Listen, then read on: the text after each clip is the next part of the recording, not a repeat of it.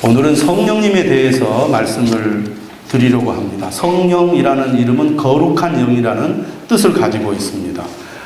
성경에 보면 성령을 가리켜서 하나님의 영 또는 그리스도의 영이라고 부릅니다. 우리는 성부, 성자, 성령 삼위일체 하나님을 믿습니다. 성령 하나님은 제3위가 되시는 하나님이시죠. 예수님을 믿는 성도들 안에 내주하시는 하나님이십니다. 성령님은 어떤 일을 하시는가? 첫째, 성령님은 거듭나게 하시는 분입니다. 한번 따라서 합시다. 거듭나게 하신다. 요한복음 3장 5절에 보면 예수님께서 이런 말씀하셨습니다. 사람이 물과 성령으로 나지 아니하면 하나님의 나라에 들어갈 수 없느니라. 우리가 하나님의 나라, 천국에 들어가려면 성령으로 거듭나야 한다는 것입니다. 거듭난다는 것은 성령께서 우리에게 생명을 주신다는 말입니다. 성령님은 어떤 분이신가? 우리에게 생명을 주시는 분입니다. 요한복음 3장 6절 이하의 말씀을 보면 육으로 난 것은 육이요 영으로 난 것은 영이니 내가 네게 거듭나야 하겠다 하는 말을 놀랍게 여기지 말라. 니고데모라는 사람이 예수님을 찾아와서 어떻게 해야 영생을 얻을 수 있습니까? 그가 물었을 때 예수님께서 물과 성령으로 나지 아니하면 하나님 나라에 들어갈 수 없다라고 말씀을 하셨습니다.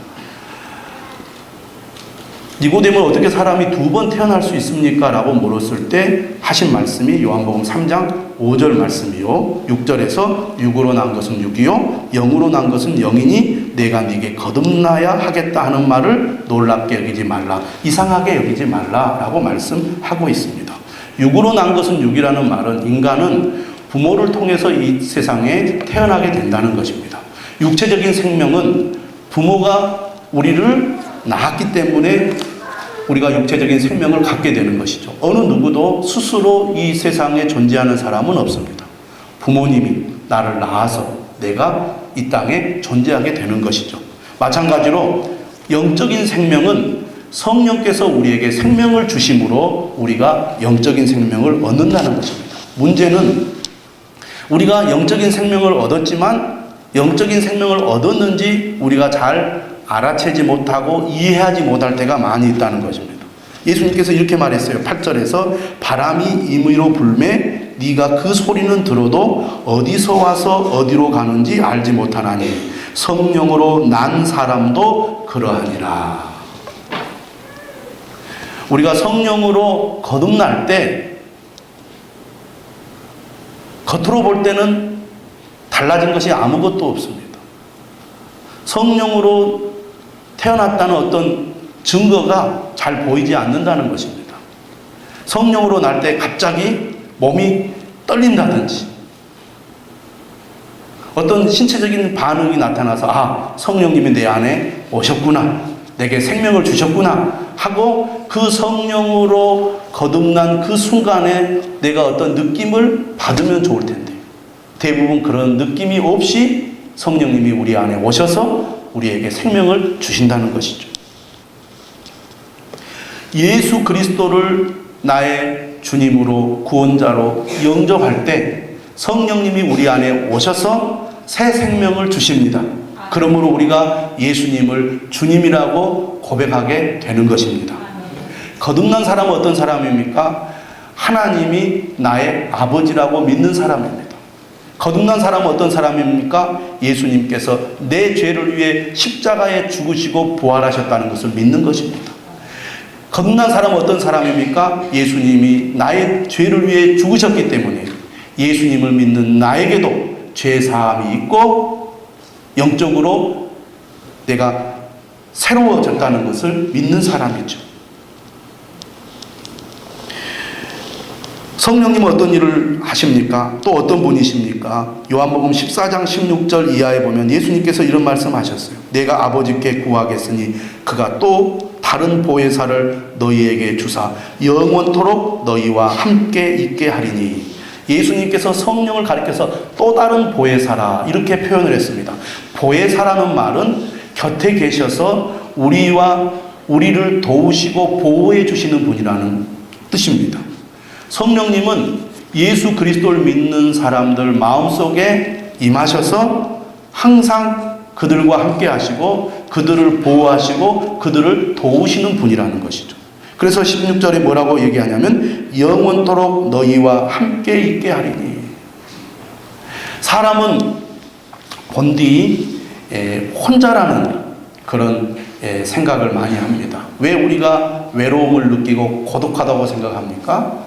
인간은 혼자라고 생각하기 때문입니다. 여러분, 아무리 서로 사이가 좋고 가까워도 영원히 함께 갈 수가 없습니다. 결국 사람은 혼자 세상을 떠납니다. 가까운 가족이 나를 떠나고 나도 결국 가족을 떠나 세상을 떠나게 됩니다. 그런 현실을 우리가 생각하게 되면 인간은 본래 고독한 존재구나, 그런 생각을 하게 되죠. 하지만 우리가 성경을 통해서 어떤 것을 알게 됩니까? 우리가 예수 그리스도를 믿을 때 성령님이 우리 안에 오셔서 우리와 함께 계신다는 것이죠. 언제까지 우리와 함께 계신다고 약속하고 있느냐? 영원토록 우리와 함께 있겠다고 약속하고 있다는 것입니다. 여러분, 예수 그리스도를 믿으십니까? 예수 그리스도가 여러분의 주님이라고 고백하십니까? 그러면 여러분 안에 성령님이 계심을 믿으시기를 바랍니다. 그 성령님이 여러분과 함께 하시는데 영원토록 여러분과 함께 계시겠다고 약속하고 있습니다. 믿음이란 무엇입니까? 하나님의 약속을 믿는 것입니다. 어떤 느낌이 특별히 없어도 하나님께서 약속하셨습니다.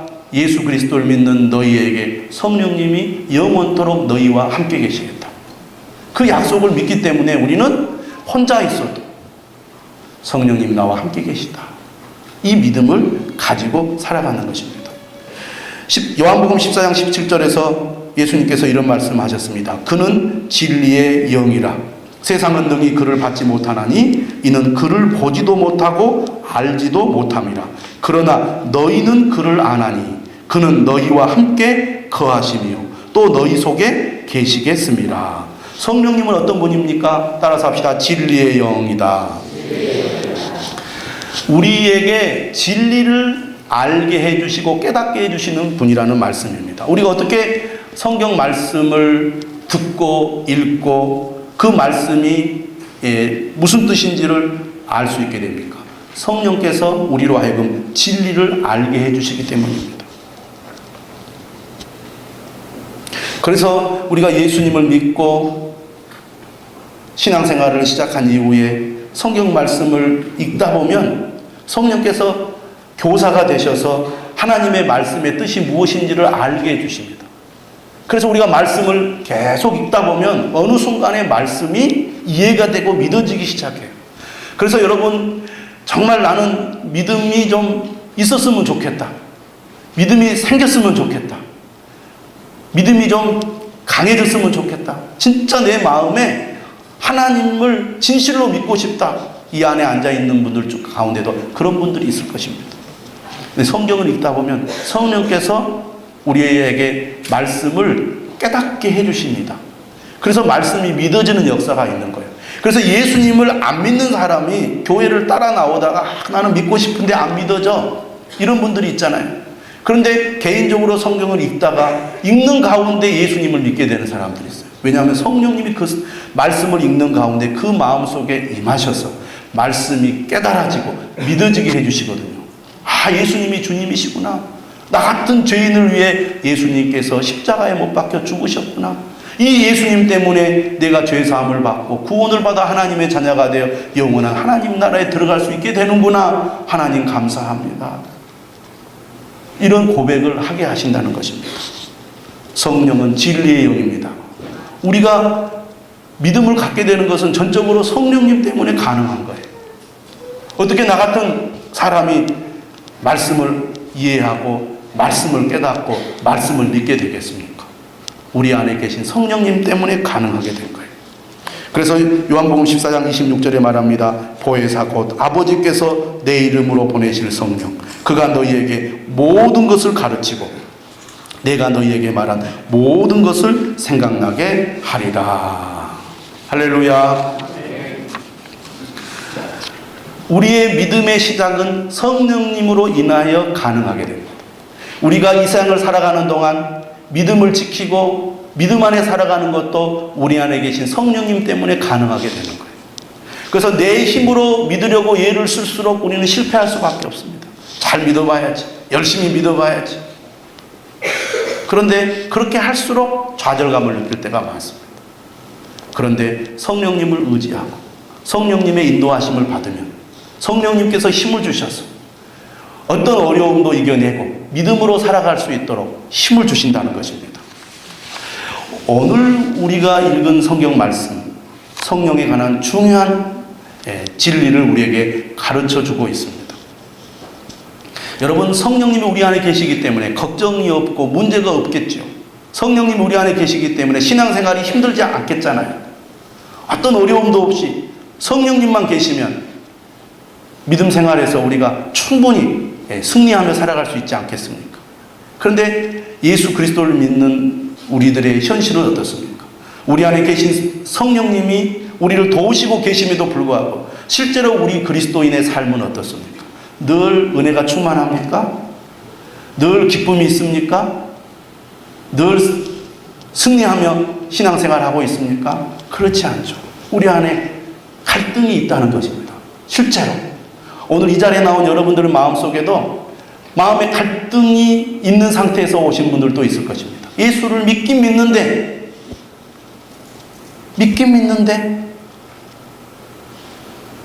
확신이 없는 자신을 발견하게 돼요. 내가 분명히 예수님을 믿는데, 예수님이 나의 주님이라는 것을 믿는데, 그래서 내가 거듭났고 하나님의 자녀고 구원을 받았다는 것을 믿는데 한편으로는 정말 그게 진짜일까? 이런 마음이 드는 것도 사실이라는 거죠. 정말 하나님께서 은혜를 주셔서 기쁨으로 믿음 생활을 내가 하고 있는 줄 알았는데 어느 순간 나 자신을 보니까 마음이 복잡하고 마음이 불안하고 또 내 마음에 막 그 이상한 생각, 나쁜 생각이 들어서 주님을 멀리하고 세상으로 나아가려고 하는 나의 욕망을 내가 발견하게 될 때가 많이 있다는 것입니다. 내가 왜 이랬다 저랬다 하지? 내가 왜 이렇게 왔다 갔다 하지? 그런 자신을 여러분 발견하지 않습니까? 예수님을 믿으면 성령님이 내 안에 오셔서 영원토록 나와 함께 계시겠다고 약속하셨는데 왜 내 현실은 그렇지 못할까?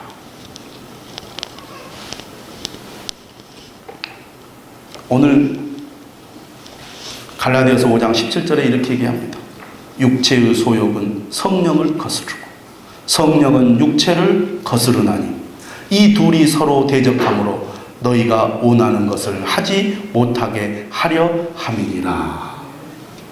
이것은 예수 그리스도를 믿는 성도들의 현실을 정확하게 잘 보여주고 있는 말씀입니다.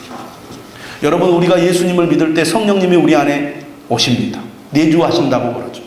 그분이 우리를 떠나지 않고 항상 우리와 함께 하실 것입니다.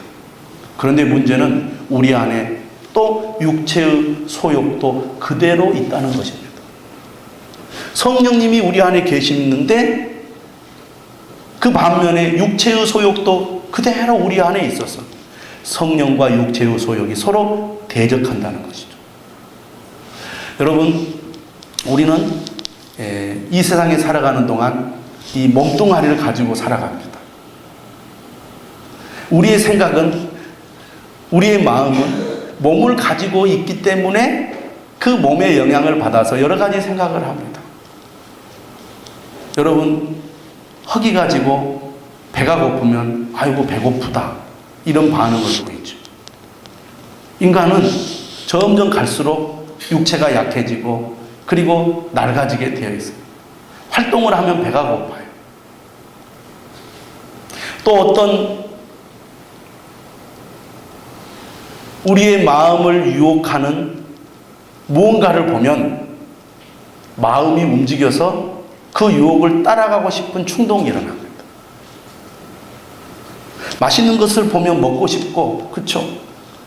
우리가 이 세상에 살아가는 동안 썩어질 육체를 가지고 있다는 것 또한 우리는 잊지 말아야 된다는 거죠. 그래서 이 육체의 욕심에 마음이 움직이고 흔들리고 반응하고 때로는 끌려가는 존재가 육체를 가지고 있는 인간의 현실이에요. 그래서 성경은 이 육체를 어떻게 해석을 하냐면 죄악된 본성이라고 얘기합니다. 인간의 죄악된 본성. 그러니까 인간이 이 몸뚱아리를 가지고 사는 동안에는 이런 죄악된 본성을 가지고 살아갈 수밖에 없다는 것이죠. 문제는 하나님께서 우리 안에 성령을 보내주셔서 이 육체의 본성을 성령의 통제 아래 있게 하신다는 겁니다. 그래서 성령님이 우리를 다스리면 다스릴수록 육체의 소욕은 점점 약해지고 변화되어 가는데, 문제는 이런 변화가 빠르게 오지 않고 매우 더디게 온다는 것이죠. 여러분, 예수님께서 십자가에 못 박혀 죽으실 때 못 박히자마자 돌아가시지 않았습니다. 오랜 시간 동안 못 박히셔서 서서히 죽으셨다는 거죠. 서서히 죽으셨어요. 그렇죠? 그런 것처럼 우리 육체의 소욕도 금방 죽지 않아요. 성령의 지배 아래에 있을 때 서서히 죽어가는 거예요. 그 죽어가다가도 불쑥불쑥 일어나서 유혹에 넘어지고 육체의 소욕대로 악한 생각, 악한 말, 악한 행동을 할 때가 있다는 거예요. 그것이 오늘 우리의 현실입니다. 어떨 때는 은혜가 충만하여 하나님 사랑합니다. 하나님을 위하여 내 생명을 바치겠습니다. 그러다가도 다 필요 없어요. 그냥 하고 싶은 대로 할 거예요.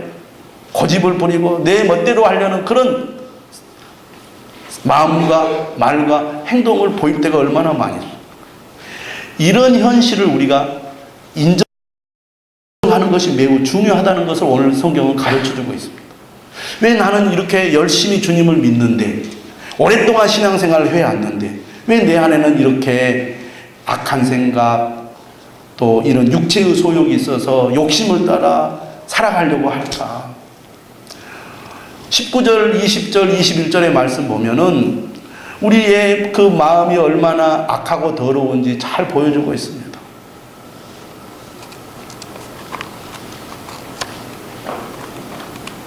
우리가 성령의 인도하심을 받지 않으면, 우리가 가만히 있으면 이 육체의 소욕이 게릴라처럼 우리에게 막 공격하고 들어와서 이런 마음을 갖게 하고 이런 행동을 하게 한다는 것입니다.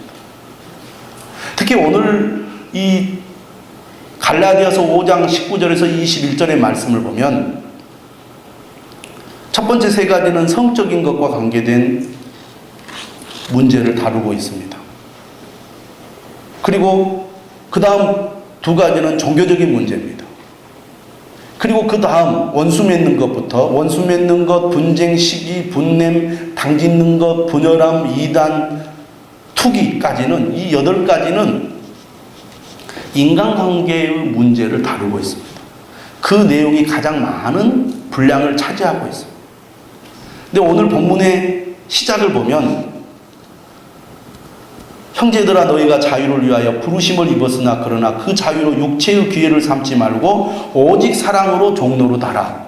온 율법은 내 이웃 사랑하기를 내 자신같이 하라 하신 한 말씀에서 이루어졌나니 만일 서로 물고 먹으면 피차 멸망할까 조심하라, 이렇게 말씀하고 있습니다.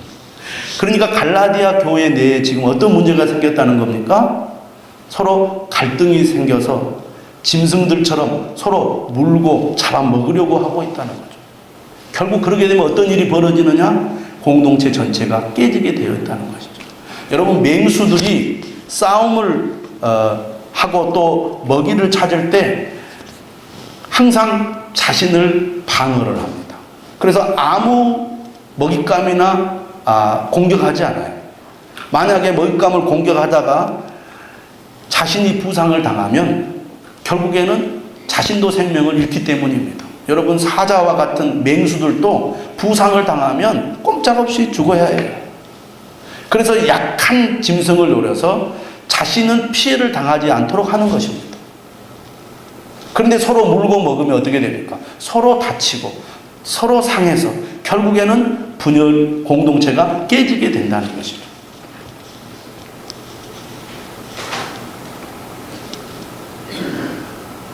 오늘 우리 안에 이런 육체의 소욕으로 말미암아 내 마음이 늘 어두워지고 마음에 시기와 분노가 일어나서 다른 사람을 공격하고 무너뜨리려는 그런 행동을 예수 그리스도를 믿는 우리가 하게 된다는 것입니다.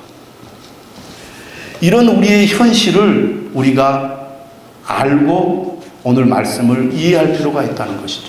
육체의 소욕은 성령을 거스르고 성령은 육체를 거스르나니 이 둘이 서로 대적함으로 너희가 원하는 것을 하지 못하게 하려 함이니라.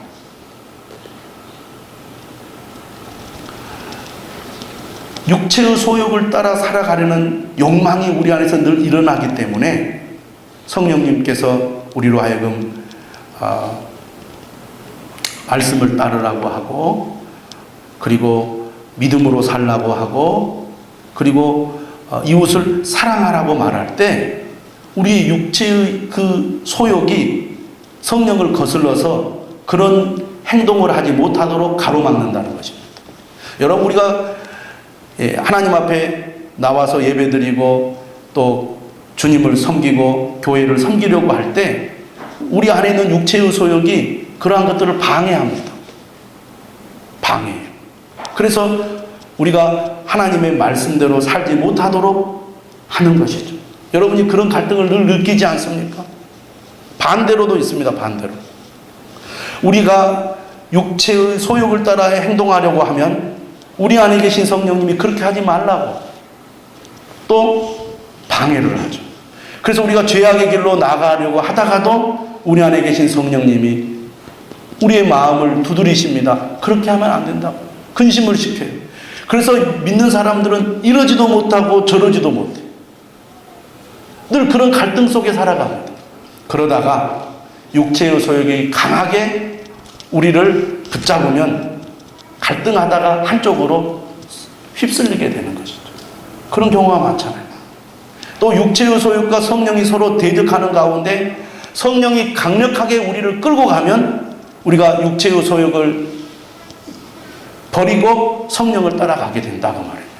그래서 우리 안에 이 육체의 소욕과 성령이 서로 대적하여 우리가 원하는 것을 하지 못하게 하기 때문에 성령을 따라 살아가지도 못하게 하고 육체의 욕심대로 살아가지도 못하게 하기 때문에 그런 현실 속에서 우리가 어떻게 하면 믿음으로 승리하며 살아갈 수 있겠느냐. 오늘 16절 말씀이 이렇게 말합니다. 너희는 성령을 따라 행하라. 따라서 합시다. 너희는 성령을 따라 행하라. 성령을 따라 행하라고 말합니다. 우리 안에서 두 마음이 갈등하고 있기 때문에 이 두 마음이 갈등하고 있는 상황에서 우리가 정말 믿음의 사람답게 살아가기 위해서는 적극적으로 성령을 따라 행하는 삶을 살아야 한다는 것입니다. 자, 행하라는 말은 다르게 말하면 걸어가라라는 말이고 생활하라는 말입니다. 동사의 시제를 보니까 현재형으로 되어 있습니다. 다시 말하면 성령으로 계속해서 걸어가고 살아가라는 말입니다.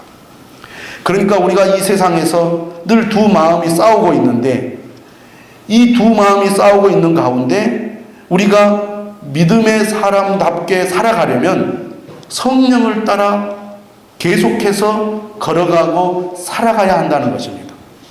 오늘 행하라는 말씀은 진정한 믿음의 삶은 머릿속으로 이해하고 생각하고 믿는 것으로 그치는 것이 아니라 실천적인 삶이 따라야 우리가 세상에서 성령의 인도하심을 받는 사람이 될 수 있다고 말하고 있습니다. 성령을 따라 행하려면 인도하심을 받아야 합니다. 오늘 본문 말씀 18절에 이렇게 말하죠. 너희가 만일 성령의 인도하시는 바가 되면 율법 아래에 있지 아니하리라. 인도하심을 받는다는 것은 무엇을 얘기합니까?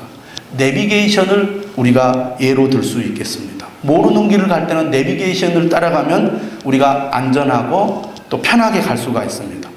내비게이션을 우리가 따라가려면 먼저 내비게이션을 켜야 되겠죠. 내비게이션을 켰다면 우리가 내비게이션이 어디로 인도하는지 잘 보고 들어야 합니다. 그리고 잘 보고 들었으면 보고 들은 대로 따라가야 되겠죠. 그래야 우리가 원하는 목적지에 도달할 수 있습니다. 성령을 따라 행하는 것도 마찬가지입니다. 성령의 인도하심을 받으려면 성령님의 인도하심을 받고자 하는 마음이 먼저 우리에게 있어야 되겠습니다. 그리고 적극적으로 성령님의 인도하심을 우리가 받기 위해서 하나님의 말씀을 보고 듣는 귀가 열려야 되겠습니다. 말씀과 기도를 늘 가까이 해야 된다는 것입니다. 주님이 어떻게 말씀하시는지, 우리를 어떻게 인도하시는지 귀를 기울여 듣는 노력이 있어야 되겠죠. 성령으로 살고자 하는 소원이 얼마나 간절하느냐에 따라서 우리가 성령을 따라 살아갈 수도 있고 성령을 따라 살아가지 못할 수도 있다는 것을 알아야 됩니다. 여러분, 우리가 예수 그리스도를 영접해도 우리의 죄악된 본성은 여전히 존재하고 있습니다. 우리는 우리의 죄악된 본성의 영향력을 과소평가해서는 안 돼요. 성령을 의지하는 이유가 바로 여기에 있는 것입니다. 성령의 인도하심을 받는다는 것은 날마다 말씀과 기도를 통하여 하나님의 인도하심을 받는 것을 말합니다. 주님이 우리에게 무엇을 말씀하시고 지시하셨을 때 우리는 그 지시를 따라가야 합니다. 그저 좋은 말씀이구나, 맞는 말씀이야 라고 생각하는 것으로만 그쳐서는 안 된다는 것입니다. 반드시 행동으로 이어져야 된다는 거죠. 왜 우리의 믿음이 성장하지 못할까? 이유는 그저 귀로만 듣고 마음으로만 믿기 때문입니다. 진정한 믿음은 행동으로 따라야 한다는 것이죠. 성령이 인도하실 때 그 인도를 따라가야 어떻게 된다고 말합니까? 오늘 본문 18절에 이렇게 말합니다. 너희가 만일 성령의 인도하시는 바가 되면 율법 아래에 있지 아니하리라. 16절은 뭐라고 말합니까? 너희는 성령을 따라 행하라. 그리하면 육체의 욕심을 이루지 아니하리라. 다 뭐라 그랬어요? 자동적으로 육체의 욕심을 멀리하게 되고 율법 아래에 있지 않게 된다고 말합니다. 여러분, 우리가 흔히 경험하는 것 중에 하나가 뭡니까? 내가 나쁜 생각, 나쁜 일에 대해서 내가 그런 생각하지 말아야지, 그런 행동은 절대 하지 말아야지, 아무리 내가 다짐하고 또 다짐해도 한번 유혹에 빠지면 그 유혹에서 벗어나기가 사실 쉽지 않습니다. 여러분, 다이어트를 하는 사람이 밤에 음식을 안 먹는 게 좋은데 텔레비전에서 맛있는 음식을 보면 먹고 싶은 충동이 일어납니다. 먹지 말아야지, 밤에 내가 먹지 말아야지. 결심한다고 잘 안 돼요. 그렇잖아요. 나쁜 것을 안 하려고 하면 할수록 오히려 그 생각에 사로잡혀서 오히려 그쪽으로 내가 행동하기가 쉬워진다는 것입니다. 신앙생활도 마찬가지인 것 같아요. 육체의 욕심을 따르면 안 되는데 육체의 욕심을 생각하면 생각할수록 그 육체의 욕심을 나도 모르게 따라가는 것을 보게 돼요. 그런데 오늘 16절은 어떻게 우리에게 말하냐면 너희는 성령을 따라 행하라 그랬어요. 성령을 따라 행하라. 적극적으로 성령의 인도하심을 받아 행동으로 옮겨라. 그러면 너도 모르는 사이에 저절로 육체의 욕심이 멀어지게 될 것이다 라는 것이 오늘 성경의 말씀입니다. 성령님께서 우리의 마음에 감동을 주십니다. 또 어떤 마음의 소원을 불러일으켜 주십니다. 그때 우리가 어떻게 됩니까? 믿음으로 순종해야 됩니다. 그러게 되면 내 안에서 나를 괴롭히는 육체의 욕심이 나도 모르는 사이에 점점 줄어들고 보이지 않게 된다는 것입니다. 그래서 우리의 신앙생활은 성령을 따라 행하는 것이 매우 중요하다는 거예요. 할렐루야. 우리 안에 성령님이 계심을 믿으시기를 바랍니다. 우리 안에 성령님이 계심을 믿는다면 성령을 따라 행하시기를 바랍니다. 그러면 우리가 이 세상을 살아가면서 하나님이 주시는 은혜, 하나님이 주시는 축복, 하나님이 주시는 능력을 우리가 가질 수 있게 되는 것이에요. 자, 우리가 성령을 따라 행할 때 어떤 일이 일어납니까? 오늘 갈라디아서 5장 22절 23절의 말씀을 보면 성령의 9가지 열매가 나옵니다. 한번 읽어보겠습니다. 시작. 오직 성령의 열매는 사랑과 희락과 화평과 오래 참음과 자비와 양성과 충성과 온유와 절제니 이 같은 것을 금지할 법이 없느니라. 우리가 성령을 따라 계속 살아가게 되면 우리 안에 계신 성령님이 우리 안에 열매를 맺게 해주시는데 그 열매는 인격의 열매입니다. 내면적인 열매죠. 사랑과 희락과 화평과 오래 참음과 자비와 양성과 충성과 온유와 절제라는 열매를 맺게 됩니다. 그런데 본문을 보면 열매라는 단어가 복수로 사용되지 않고 단수로 사용되었습니다. 그러니까 성령을 따라 행할 때 우리가 맺게 되는 열매는 하나의 열매인데 어떤 열매냐? 9가지 맛이 나는 하나의 열매를 맺게 된다는 것입니다. 열매의 특징은 무엇입니까? 열매는 단번에 맺어지지 않고 시간에 걸쳐서 서서히 열매가 연그러 간다는 것입니다.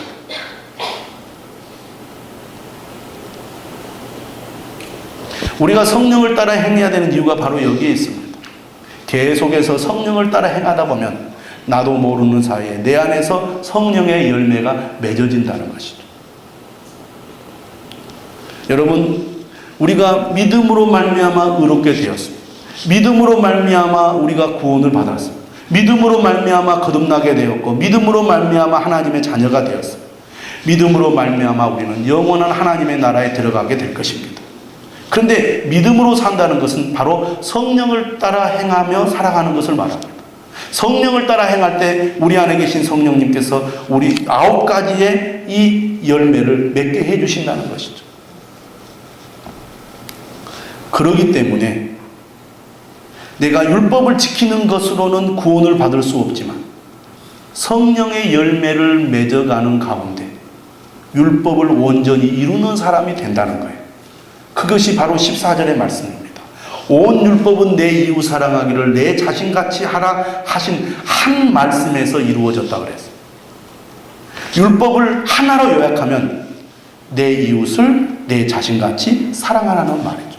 그런데 사람은 그 누구도 이 율법을 온전히 지킬 수가 없다는 것입니다. 그래서 율법을 지키는 것으로는 사람은 절대로 구원받을 수 없다는 것이죠.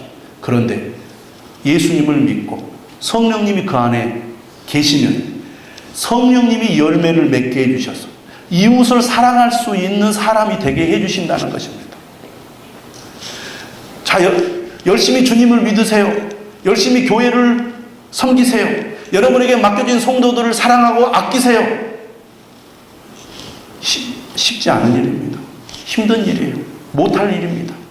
그런데 우리가 성령을 따라 행하다 보면 내 안에 성령의 열매가 맺어져서 이웃을 사랑하고 기쁨으로 섬길 수 있는 힘이 우리 안에 생겨가지고 이웃을 섬기고 봉사하는 것이 힘이 들지 않게 된다 그 말입니다.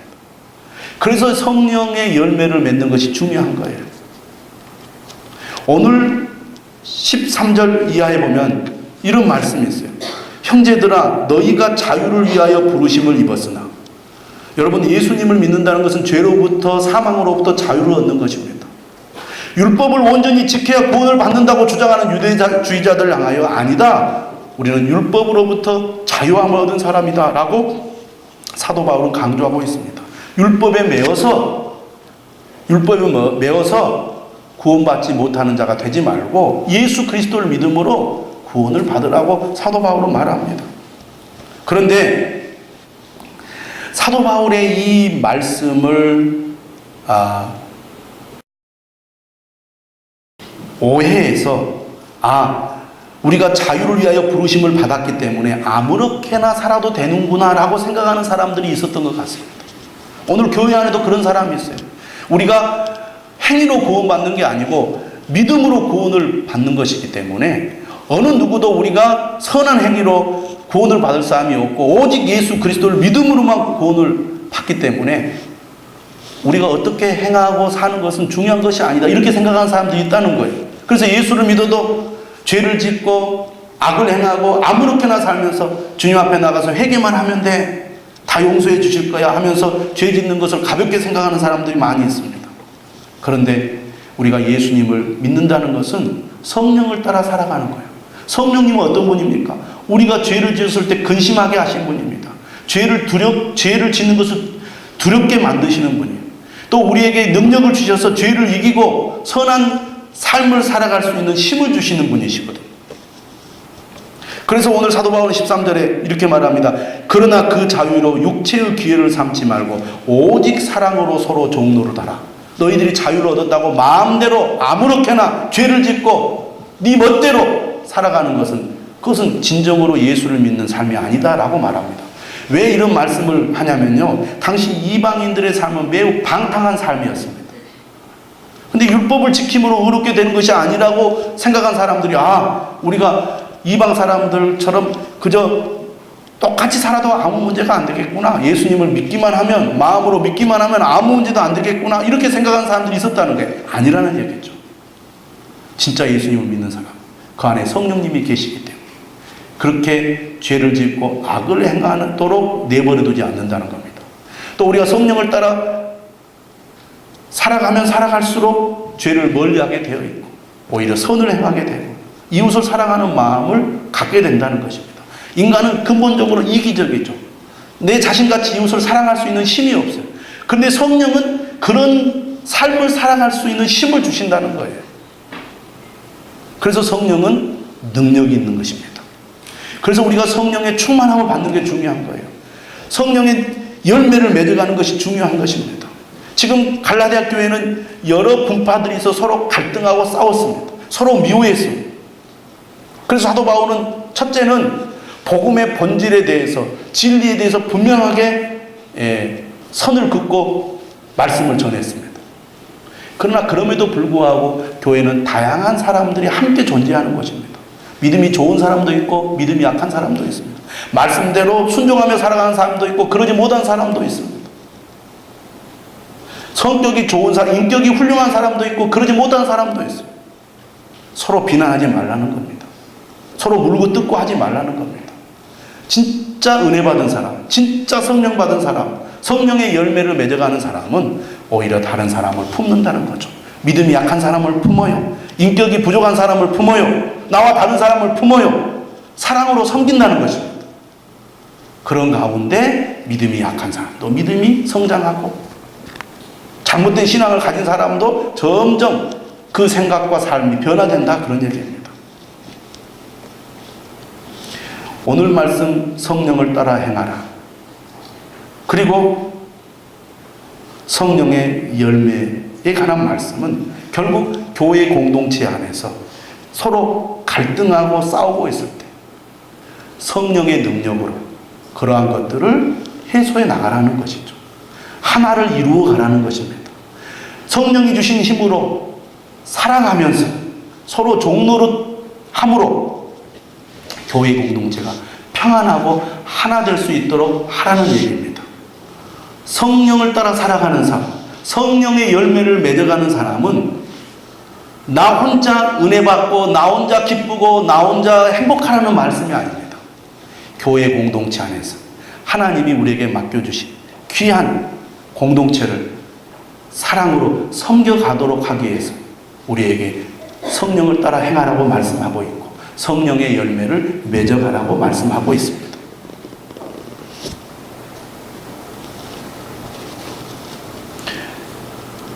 갈라디아서 5장 24절 이렇게 말합니다. 그리스도 예수의 사람들은 육체와 함께 그 정욕과 탐심을 십자가에 못 박았느니라. 우리 안에는 이런 육체의 욕심이 늘 꿈틀거려서 나를 괴롭힙니다. 그래서 날마다 십자가에 육체와 함께 그 정욕과 탐심을 못 박아야 합니다. 그러면서 우리가 어떻게 해야 됩니까? 성령의 인도하심을 받아야 되겠죠. 성령을 따라 행해야 되겠죠. 만일 우리가 성령으로 살면 또한 성령으로 행할지니 헛된 영광을 구하여 서로 노엽게 하거나 서로 투기하지 말지니라. 결국 성령을 통해서 공동체를 살리고 형제를 살리고 그래서 하나님의 나라를 이루어가는 그런 성도들이 되라는 말씀입니다. 여러분, 성령을 따라 행하는 여러분 되시기를 바랍니다. 성령의 열매를 맺어가시기를 바랍니다. 우리 안에 계신 성령님께서 도와주실 것입니다. 소원하고 환영하고 적극적으로 귀를 기울이고 순종하는 저와 여러분들이 되시기를 주님의 이름으로 축원합니다. 찬송하겠습니다.